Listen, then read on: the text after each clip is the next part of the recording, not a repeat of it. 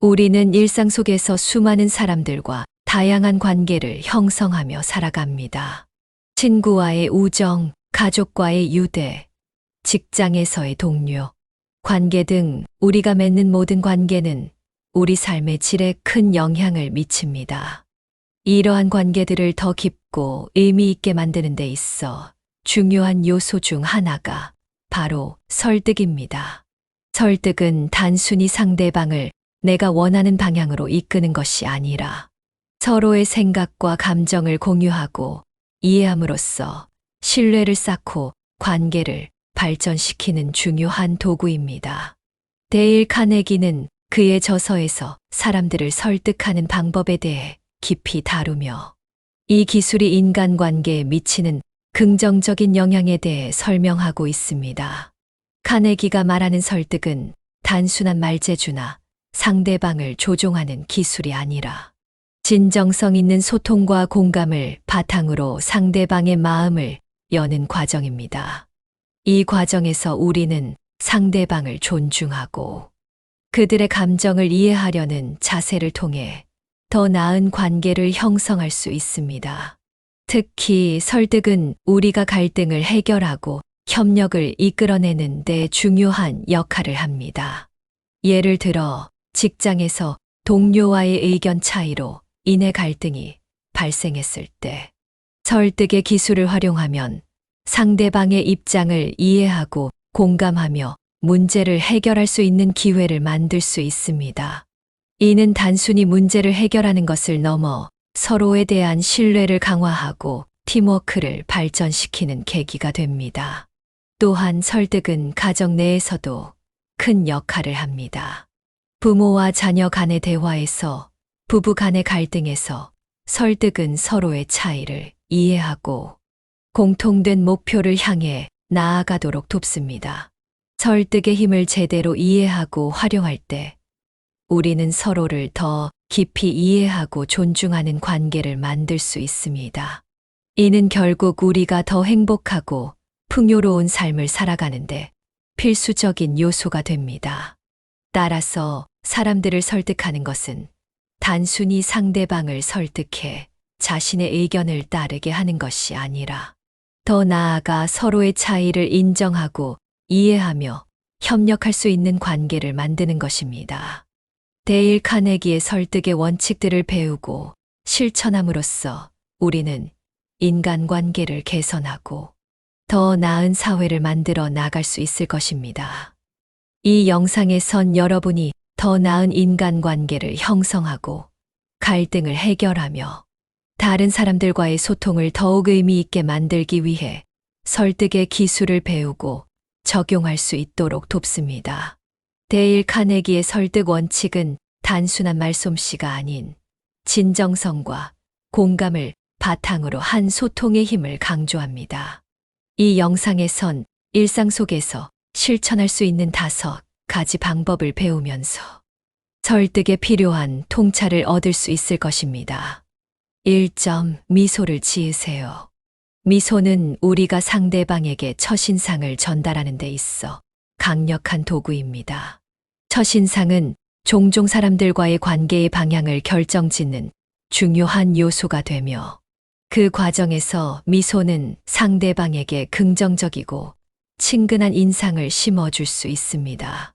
데일 카네기는 미소가 사람들 간의 긴장감을 풀어주고 상대방이 더 편안하게 느끼도록 만들어준다고 강조합니다. 이는 사람들과의 관계를 형성하고 유지하는 데 있어 매우 중요한 부분입니다. 미소는 단순히 얼굴의 근육을 움직이는 것이 아니라 우리 내면의 긍정적인 에너지를 상대방에게 전달하는 행위입니다. 진심 어린 미소는 상대방에게 우리의 호의와 관심을 표현하는 효과적인 방법입니다.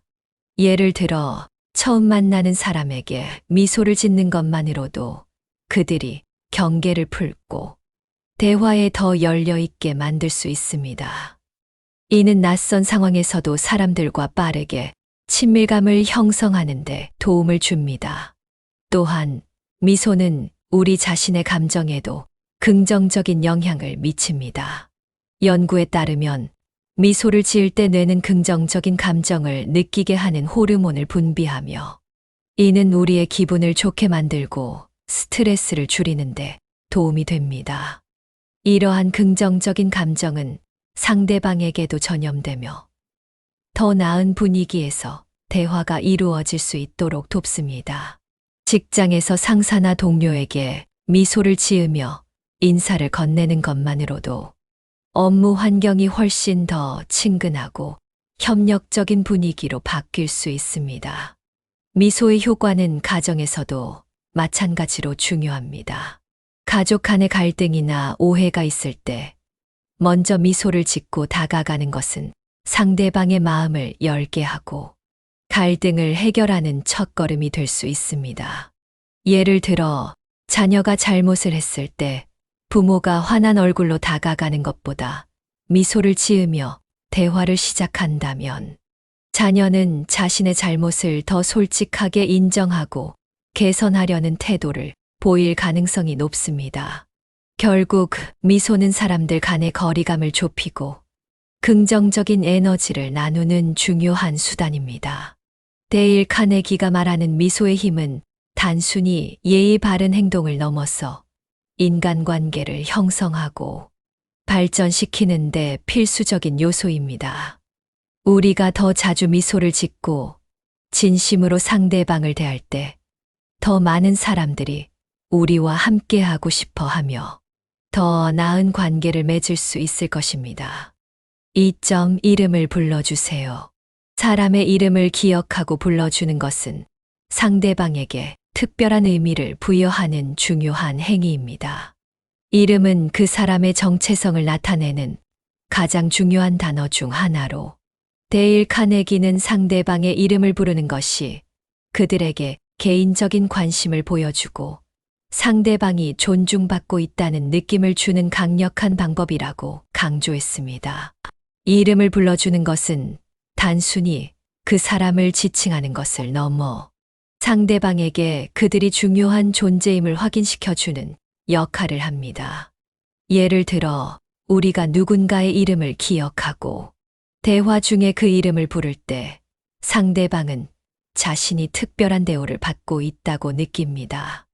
이는 상대방에게 긍정적인 감정을 불러일으키며 더 깊은 신뢰를 형성하는 데 도움이 됩니다. 이름을 불러줌으로써 우리는 상대방과의 거리를 좁히고 더 친밀한 관계를 만들어갈 수 있습니다. 특히 직장에서는 상사나 동료의 이름을 자주 부르는 것이 중요합니다. 상사가 부하 직원의 이름을 부를 때 직원은 자신이 팀 내에서 인정받고 있다는 느낌을 받을 수 있으며 이는 그들의 업무 동기부여에도 긍정적인 영향을 미칩니다. 이름을 기억하고 부르는 것은 가정에서도 마찬가지로 중요합니다. 부모가 자녀를 부를 때 그 이름을 따뜻하게 부르는 것은 자녀에게 사랑과 관심을 표현하는 방법이 됩니다. 또한 부부 사이에서도 상대방의 이름을 애정, 어린 목소리로 부르는 것은 서로에 대한 존중과 애정을 나타내는 중요한 방식입니다. 이러한 작은 행동이 쌓여 더 깊은 유대감을 형성하게 됩니다. 이름을 부르는 것은 새로운 사람들과의 관계를 형성하는 데에도 유용합니다. 처음 만나는 사람의 이름을 기억하고 대화 중에 그 이름을 부르면 그 사람은 당신이 자신에게 관심을 가지고 있다고 느끼게 됩니다. 이는 첫 만남에서 상대방의 호감을 얻고 이후의 관계를 더 긍정적으로 발전시키는데 큰 도움이 됩니다. 반대로 상대방의 이름을 잊거나 잘못 부르는 것은 그 사람에게 무관심하거나 중요하지 않게 여긴다는 인상을 줄 수 있으므로 주의가 필요합니다.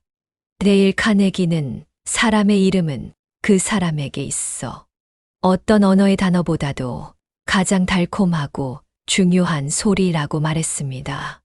이는 이름을 부르는 것이 단순한 예의가 아니라 상대방을 존중하고 그들의 가치를 인정하는 행위임을 의미합니다.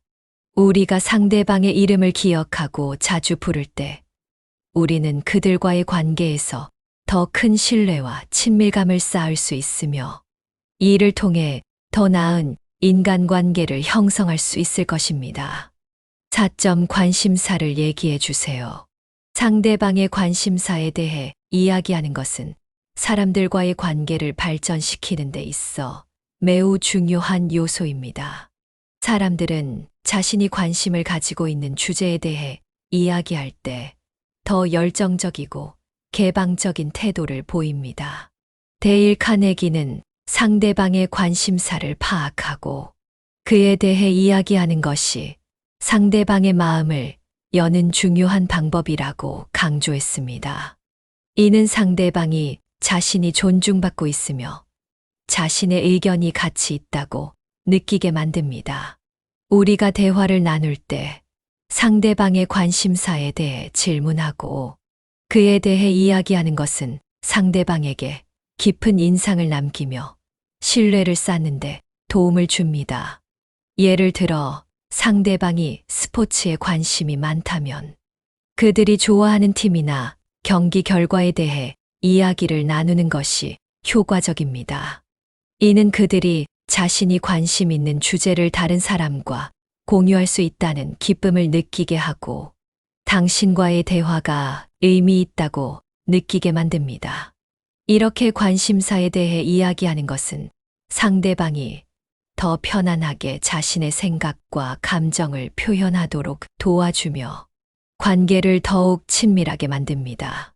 직장에서는 동료나 상사의 관심사를 파악하고 그에 대해 대화를 나누는 것이 중요합니다. 예를 들어 상사가 특정 프로젝트에 열정을 가지고 있거나 어떤 취미에 관심이 있다면 그에 대해 이야기함으로써 상사와의 관계를 더욱 긍정적으로 발전시킬 수 있습니다. 이는 업무에 있어서도 협력적인 분위기를 조성하며 서로에 대한 이해와 신뢰를 바탕으로 더 나은 성과를 이루는 데 기여합니다. 가정에서도 마찬가지로 가족 구성원의 관심사에 대해 이야기하는 것은 유대감을 형성하는 데 큰 도움이 됩니다.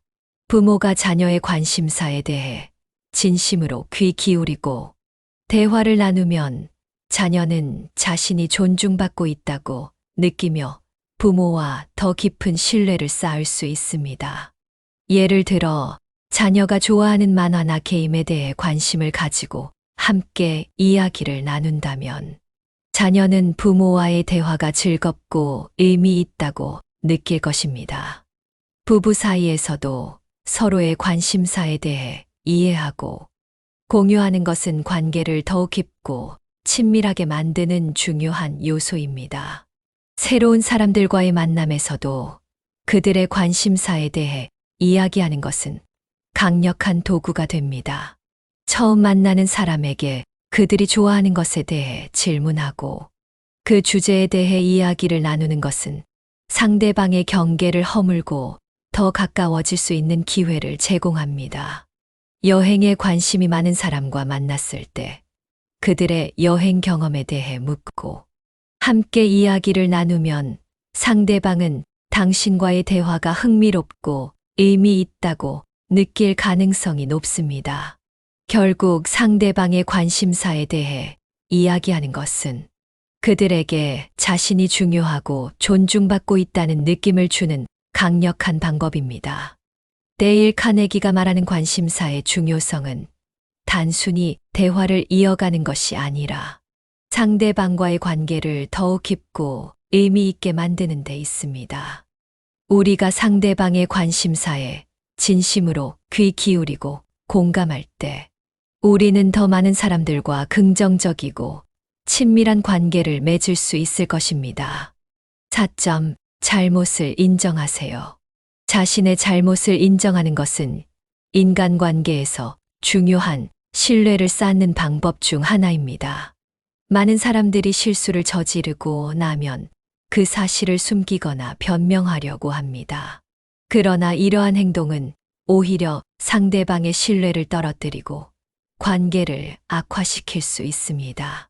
데일 카네기는 자신의 잘못을 솔직하게 인정하고 사과하는 것이 상대방의 마음을 열고 더 나아가 긍정적인 관계를 유지하는데 도움이 된다고 강조했습니다. 잘못을 인정하는 것은 용기 있는 행동입니다. 특히 자신의 실수를 인정하고 책임을 지는 것은 상대방에게 신뢰를 줄 수 있는 중요한 기회가 됩니다. 예를 들어 직장에서 프로젝트를 진행하다가 실수를 저질렀을 때 그 실수를 숨기거나 다른 사람에게 책임을 전가하는 대신 솔직하게 자신의 잘못을 인정하고 그에 대한 해결책을 제시한다면 동료들은 당신을 더 신뢰하고 존중할 것입니다. 이는 단순히 실수를 인정하는 것을 넘어 문제 해결에 대한 책임감과 성숙한 태도를 보여주는 것이기도 합니다. 잘못을 인정하는 것은 가정 내에서도 매우 중요합니다. 부모가 자녀에게 잘못된 말을 하거나 불공평한 행동을 했을 때 부모가 자신의 잘못을 인정하고 자녀에게 사과하는 것은 자녀에게 큰 영향을 미칩니다. 이는 부모도 실수를 할 수 있는 인간임을 보여주며 자녀에게도 잘못을 했을 때 솔직하게 인정하고 사과하는 것이 옳은 행동임을 가르치는 중요한 기회가 됩니다. 이러한 태도는 자녀와의 신뢰 관계를 더욱 강화하고 자녀가 더 성숙한 인격을 형성하는 데 도움을 줍니다. 부부 사이에서도 잘못을 인정하는 것은 건강한 관계를 유지하는 데 필수적입니다. 갈등이 발생했을 때 자신의 잘못을 인정하고 상대방의 감정을 이해하려는 태도를 보이는 것은 갈등을 빠르게 해결하고 서로의 신뢰를 회복하는 데 큰 도움이 됩니다. 어떤 문제로 인해 다툼이 생겼을 때 상대방의 입장에서 상황을 이해하고 자신의 잘못을 솔직히 인정한다면 그 다툼은 오히려 서로의 관계를 더욱 깊게 만드는 계기가 될 수 있습니다. 잘못을 인정하는 것은 약함을 드러내는 것이 아니라 강한 신뢰와 존중을 바탕으로 한 관계를 형성하는 중요한 방법입니다. 새로운 사람들과의 관계에서도 마찬가지입니다. 처음 만난 사람과의 대화에서 실수를 했을 때 이를 솔직하게 인정하고 사과하는 것은 상대방에게 좋은 인상을 남길 수 있습니다. 상대방의 이름을 잘못 불렀을 때 이를 인정하고 바로잡는 것은 상대방에게 당신이 그들을 존중하고 있다는 느낌을 줄 수 있습니다. 이는 처음 만나는 상황에서도 상대방과의 관계를 긍정적으로 시작하는데 큰 도움이 됩니다.